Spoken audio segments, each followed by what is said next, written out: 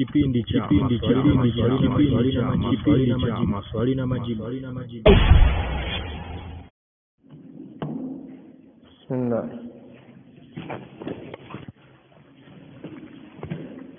Sallallahu wasallam ala rasulillah wa alihi wa sahbihi wa mawala. Amesema bismillah zile ndani ya Qur'an zimewekwa na Imam Shafi'i au wa Misri, maana kuna imam fulani anasema hivyo.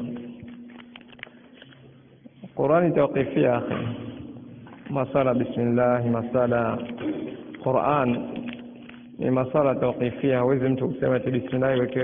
Mtume sallallahu alaihi wasallam alikuwa anaamrisha masahaba andikaji ya Qur'an na kuelezea mwisho wa sura na kuanza sura, na masahaba alipokuwa anaandika Qur'an aliandika Qur'ani pamoja na bismillah zama za Abu Bakar na vile katika jamu ya zama za Uthman.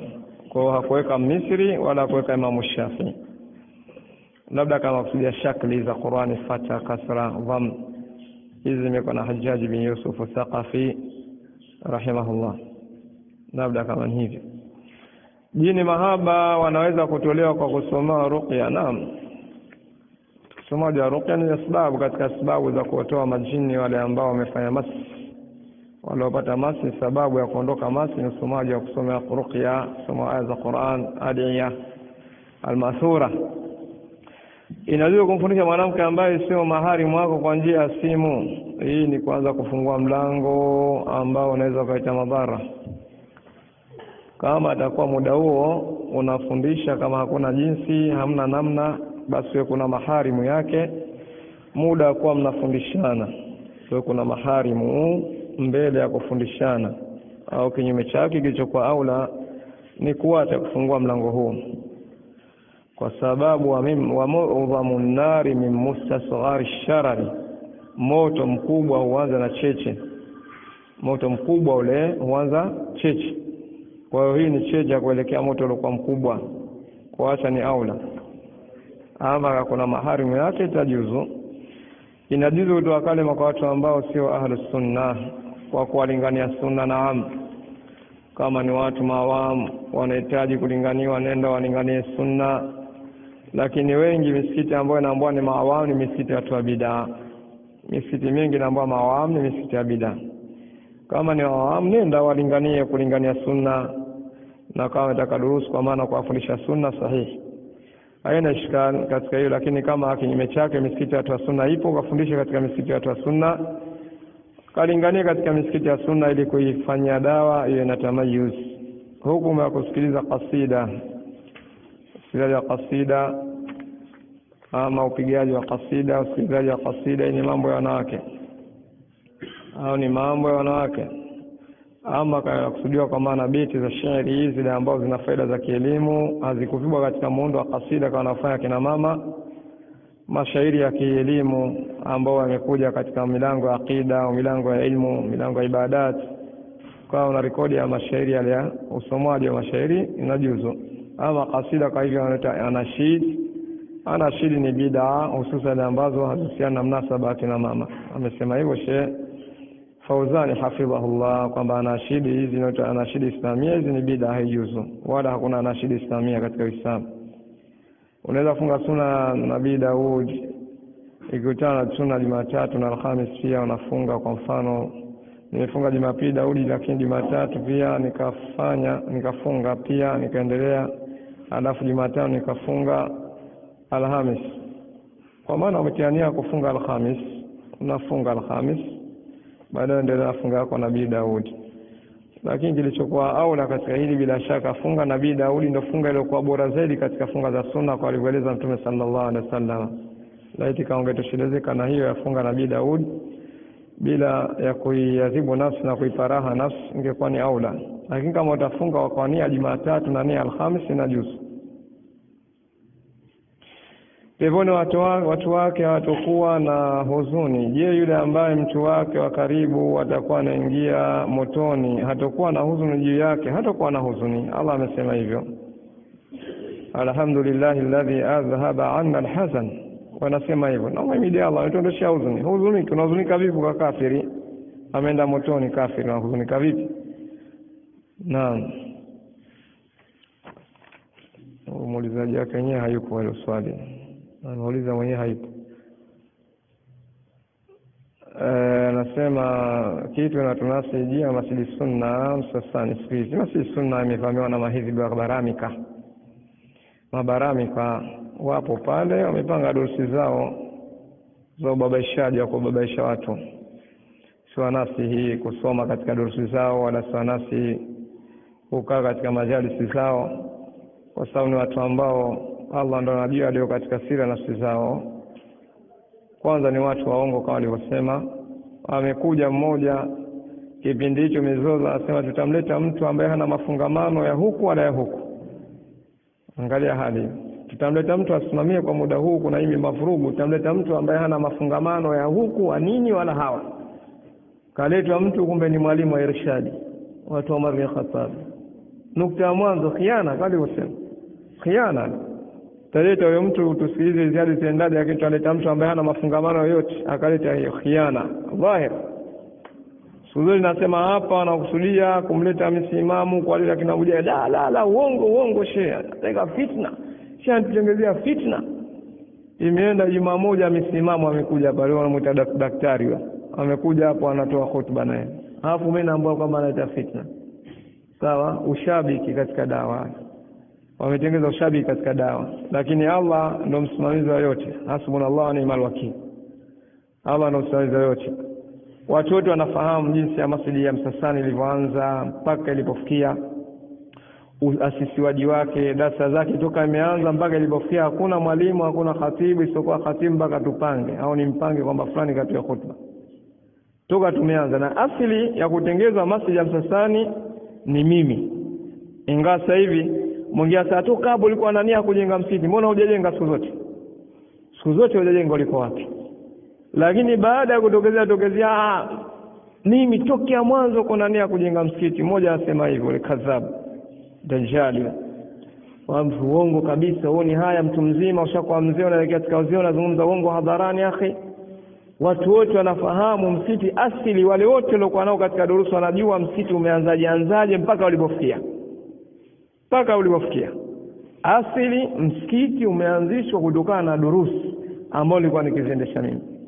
Walotoa eneo lao wametoa na kutamka sarahatan, tunatoa ili mkae pale, darasa zako ziendeshwe pale, usimamie pale. Wamezungumza hili. Ingawa sasa hivi wote wameamua kutaka kuungana katika nukta kwamba huyu aondoke, ashafukuzwa misikiti 5. Naam. Naona sijadisia hii. Naona mnakushangaa. Hii sijadisia. Ndio kwanza naanza sasa hivi. Sije kuhadisia hivi. Ndio nawaambia nyinyi sasa hivi kwamba kuna watu leo wanasema mimi nishafukuzwa misikiti 5. Sasa itajieni, itajieni misikiti mafukuzwa. Hakuna msikiti imefukuzwa kweli. Kama kadhi ya Albani na Adnan wameswali swala yao ya rakaa moja masafu nzima. Kaswali nani swala hii? Kuna watu wamekusali katika tarawih rakaa moja masafu kamili, juzuu 30. Mmekusikia jamaa bila shaka la Osmani kwa sala nyumbani kwake. Si hajasema habari ya nyumbani, msikitini nani kaswali? Tumeuliza mpaka kwa mashehe wamejibu saraha, hata wengine wanasema bid'a. Saraha anasema bid'a. Tumeeleza hili, watu wamekasirika. Hutaki kushirikiana na shehe, wewe humtaki shehe, unampinga shehe, ondoka. Nimeondoshwa kwa sababu hii, na tumeondoshwa na ndugu zangu kwa sababu hii. Kama wanatafuta sababu walikuwa wajua tunawasaidia. Hii sababu ya kuondoshwa Albani, sisi na watu Albani ilikuwa ni kadhia ya swala ya tarawih kusaliwa masafu kamili. Tulipopinga wengine ikatengezwa mazingira kwa siwa korofi, ondokeni makumazubabu manani si misru dhubabi si makumama si hiyo, tukaambia ondokeni mashawari yenyewe asabu shawari, tukaondoka. Tupo dawa inaendelea. Na nilipokuwa nimetolewa ni wapi? Masjid Sahaba kule, tuko na Abu Abdullah, ndio kule tuko. Hakuna msikiti mwingine. Sasa hii misikiti 5, hebu tusaidieni nyinyi mabarami kanye watu waongo. Tusaidieni kuitaja, msitaje 5, tajeni miwili tu. 5 mingi sana, mtaumiza kichwa sana kufikiria. 2 tu kabla huu Msasani. Kwa sababu Msasani bado usema kwa mmentoa na kutoa ile moja kwa moja, usema hawezi kusarhi hilo. Hamwezi kusarhi hilo kwa sababu kadhia bado kadhia ipo. Ala kulli hali, misikiti 5 mnoitaja ni upi na upi na upi? Mimi nitajeni miwili tu. Mimi najua msikiti sahaba, kadhia ya sahaba ilikuwa ni kadhia na alaka na watu Albani. Watu Albani kuna jambo wamefanya tulipolipinga, ndio sababu ondokeni, kwa sababu msikiti ulikuwa chini ya usimamizi wao. Tukaondoka kwa sababu msikiti ulikuwa chini ya usimamizi wa kwao. Baada ya hapo msikiti mwingine upi wa pili? Tutajieni msikiti mitano miwili. Wameenea, wanapita huku na kule, wamechanganyikiwa, wamekuwa vichaa, wanapita kwa matajiri kutia maneno ya uongo. Sasa ndo dawa yao. Hamfuati mtu mfagia barabara, wewe ufagia barabara wewe huna shida wewe. Wala hafati wanaokota makopo na kuuza apate lake ya kula, huyu hafati, hana shida. Lakini pale mpaki V8 kipaki pale tajiri kashuka, kitoka tu wale watu wanawakimbilia. Hadi hapa kuna kadha. Yaani hivyo akhi, dawa gani? Hii dawa gani? Hii dawa inanusurua kwa watu wadhaifu. Watu wale ambao wana ghaira na dawa. Lakini akili zote, maneno yote ya umbea ya ushukunuku nini ndio ufukunyuko sio nini? Ushakunako sio. Naam. Haya wanawafuata wale watu unaona kwamba hao ni uwezo. Unakuta hizi fikra zimeenezwa sana kwa watu ambao ni uwezo wao. Sasa ajabu nyingine wahadithi kidogo. Wale ikhwa kule Msasani baadhi wamefikiria kutafuta sehemu wasome. Kuna sehemu alishakuwa anafikiria tuanzishe darasa hapo. Hatuanzisha. Wanakutana wenyewe, unapanga baadhi ya mambo, darasa tutafanyaje, tuanze darasa hapa. Kuna sehemu msikiti mmoja hivi kama swala. Jana nikapigiwa simu na mmoja katika wazee.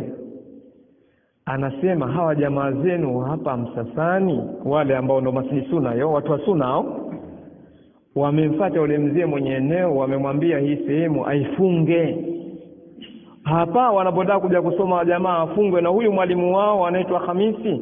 Huyu jamaa ni gaidi, anafundisha ugaidi, atakuja kuharibu hapa. Tunaomba mzee ufunge. Yule mzee kachanganyikiwa maskini. Mzee mmoja ana uwezo wake, tajiri wamemtia maneno.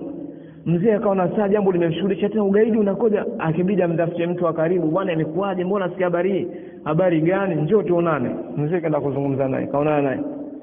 Anaambia bwana, pale nasikia kuna watu wameanzisha darasa. Anasema pale darasa ipo ya kina mama na watoto ipo. Na wakubwa wanaume, asema wakubwa haijaanza. Nukta ya kwanza hiyo, wamefeli. Sawa? Darasa wakubwa nini? Kwa hiyo wamefanya nini? Wamefeli tayari. Darasa haijaanza. Anasema vile mwalimu huyo ni ana sifa ugaidi, sio afundisha ugaidi. Ambao nani? Hamisi, mbona hawa jamaa walikuwa naye miaka yote kama anafundisha ugaidi, mbona walikaa naye miaka yote na anafundisha ugaidi kwao? Ina maana ugaidi uje sasa hivi. Kwa hiyo wameenda kutia maneno ile msingi kwamba ile kuchafua ili mradi pale atakusali asisali, ufungwe na msikiti, hakuna dansa. Haya watu wa sunna hao, hiyo sunna hiyo mmetolea wapi? Hii sunna hii ya kwamba misikiti wa man adlam mimman mana masajid Allah ayuskara fi, sunna hii ya kuzuia misikiti watu wasisome, mmetoa wapi nyinyi? Hawa ndio watu wa sunna. Leo ukisema mabaramika hawa wana hatari kuliko watu wa maulidi hawa. Hawa mabaramika hawa ni hatari zaidi katika dawa salafia kuliko hata wanaosoma maulidi hawa. Unaweza kukuta katika baadhi ya nukta hawa watu wanaosoma maulidi wanaweza kukubaliana na nyinyi katika baadhi ya nukta. Na inawezekana wakana huruma, lakini angalia hawa ndio walizisilisha watu wa Umar bin Khattab nazungumza. Hawa watu wa Jangwani ndio hao. Wanapita huko tia maneno huko tia. Nazungumza sarahatan kwa sababu shahidi zipo shahidi. Kwa hiyo hii ndo hali. Wapale ambapo wenzi wao wanafikiria basi kule sasa hivi darasa hatupati, tunafikiria ngoja tuanzishe hapa, na kule wamefuata bwana hapa atakuja kuharibu magaidi au sio? Dini hiyo. Uongo na vile uchafuzi na uzuiaji wa kuzuia dini ya Allah. Lakini ala kulli hali kama wanavyosema kwamba dini hii iko ndani ya mikono Allah, amemiliki dini hii. Huwezi kuzuia wewe. Pita kwa matajiri wa dunia nzima. Firauni alimfuata Qarun kwa sababu Qarun ndo tajiri katika zama za Firauni. Qarun hatimaye Qarun alifanya nini? Fa khasafna bihi wa bidarihi al-ardh. Kwa hiyo hii ninachokifanya nyinyi watu, nyinyi mabaramika, kufuata matajiri kuatia maneno kujua kutuchafua sisi. Kwanza sisi dawa yetu haina alaka ya kufungamana na utajiri wa mtu. Tajiri na mali yake, masalafu na elimu yao. Sawa shekhe? Kwa sababu tajiri na mali yake, masalafu na nini? na elimu yao, vitabu vyao wanashika darasani, wakitoka na vitabu vyao. Tajiri na mali yake ametoa kwa ajili ya Allah, kutoa sisi hatutakufa njaa muda kwetu katika Mungu wa ardhi. Allah ataruzuku kwa namna tusiyotarajia, anamruzuku mdudu yuko ndani yako kwa yaembe kana kusema wazee. Halimi wala hakuna mavuno, anakula anaishi. Kwa sisi tunamsujudia Allah, tunamwabudia Allah, tunalingania watu katika khairi yake. Fuata matajiri wote dunia nzima, chafua kwa matajiri wote. Sisi tutakula, tutakwenda chooni, tutakunywa, tutatoa haja ndogo. Naam, kwa sababu hayupo. Tukishakuwa tumeziba vitu na maana tunaingia makaburini, sio? Kwa hiyo usishughulike kwamba ifate tajiri huyu, ufate tajiri huyu, au unaona kwa utazuia dawa. Dawa haizuili kwa kufuata matajiri. Na milango hiyo wamefanya milango hiyo makufari kabla yako, walikuwa wanaona kwamba wakishafuata matajiri basi dawa imefeli. Ndio ukisoma Qur'an, waqala almala'u, Allah asema mala'u mala. Hawa mala ndo hawa al-aghniya war-ru'asa. Ima wanakwenda kwa matajiri au wanakwenda kwa viongozi, walikuwa wanafanya hivi. Kwa hiyo dawa haiko hivyo, dawa ni kuangalia ilmu sahihi. Ukishafundisha ilmu sahihi, Allah ndo anatia nuru ya ilmu kwa wale ambao wanakusudia khair. Huwezi kuzuia.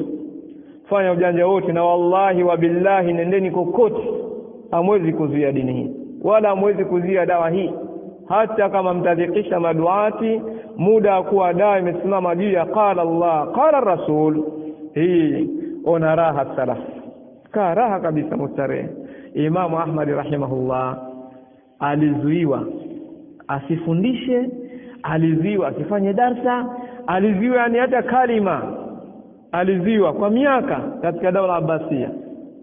Lakini kipindi kile Imam Ahmad alipozuiwa alikuwa afundishi. Washa alikuwa afundishi Imam Ahmad, yani kaziwa hakuna kufundisha. Tizama hikma Allah subhanahu wa ta'ala. Imam Ahmad kaekwa ndani huko nyumbani, bwana usitoke kutoka kwenda darasa wala wewe huko tusikuone. Ukiona watu darasa ujue wewe na wewe. Wajamaa wanako wamekwala hawa. Ukitoa darasa bwana utatutambua. Tatumia task force. Kuna kitu cha task force si ndio? Ni sahihi. Basi kwa nimekosea sio lugha yangu basi. 80. Kuna task force inatumika. Kwa hiyo hizi task force zilikuweko kwa Imam Ahmad. Imam Ahmad ikawa kuna bwana mmoja amekuja akatoka zake huko, anasema anakwenda kusoma sasa kwa Imam Ahmad. Hajui maskini kwamba kipindi hiki kipindi cha fitna. Amefika pale anakuta Imam Ahmad kazuiwa, hakuna kufundisha. Anasema nimetoka imamu huko safari ya mbali, kama vile mtu akaja hapa sasa nimetoka Arusha huko Mwanza, nimekuja kusoma. Darasa zimefungwa. Sasa safari ile shatumia gharama, muda umekwenda, inakuwaje? Anaambia sasa imamu, mimi nina rai. Yani mwanafunzi wale wewe na rai yangu mimi nitakuwa nakuja kwako kama vile mtu maskini na kuomba. Nitakapokuwa naomba pale unasomea hadithi moja tu.